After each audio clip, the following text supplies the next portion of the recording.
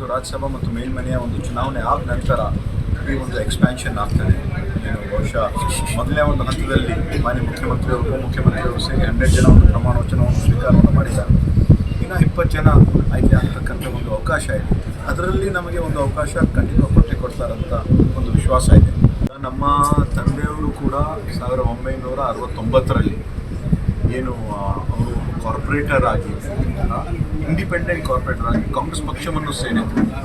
ಅದ ನಂತರ ಇವಾಗ 2026 ಅಂದರೆ 57 ವರ್ಷ ಆಗಿದೆ. ನಾನು ನನ್ನ ಯುವ ಕಾಂಗ್ರೆಸ್ ನಾನು ಪ್ರಧಾನ ಕಾರ್ಯದರ್ಶಿಯಲ್ಲಿ ಸೇರ್ಪಡೆಯಾಗಿ ಈಗಾಗಲೇ ಸುಮಾರು ಒಂದು 27 ವರ್ಷ ಆಗಿದೆ.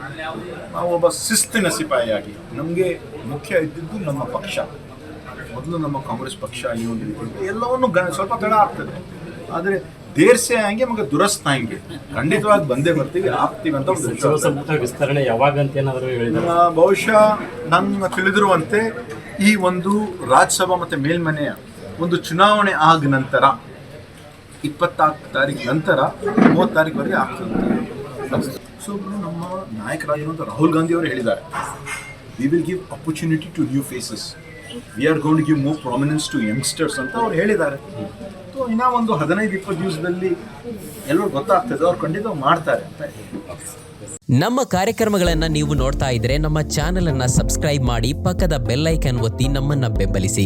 ಹಾಗೆ ನಮ್ಮ ಕಾರ್ಯಕ್ರಮಗಳನ್ನ ಲೈಕ್ ಮಾಡಿ, ಕಮೆಂಟ್ ಮಾಡಿ, ಅದನ್ನ ಬೇರೆಯವರಿಗೂ ವಾಟ್ಸ್ಆಪ್ ಮೂಲಕ ಶೇರ್ ಮಾಡಿ. ನೀವು ಹೀಗೆ ಮಾಡಿದಾಗ ನಮ್ಮ ಚಾನೆಲ್ ಇನ್ನಷ್ಟು ಮತ್ತಷ್ಟು ಜನರಿಗೆ ತಲುಪಲು ನೀವು ನಮ್ಮೊಂದಿಗೆ ಸಹಕರಿಸಿದ ಹಾಗಾಗುತ್ತೆ. ಇದು ನೀವು ಯಾವುದೇ ಖರ್ಚಿಲ್ಲದೆ ಕೆಲವೇ ಸೆಕೆಂಡುಗಳಲ್ಲಿ ನೀಡಬಹುದಾದ ಸಹಕಾರ. ಧನ್ಯವಾದಗಳು.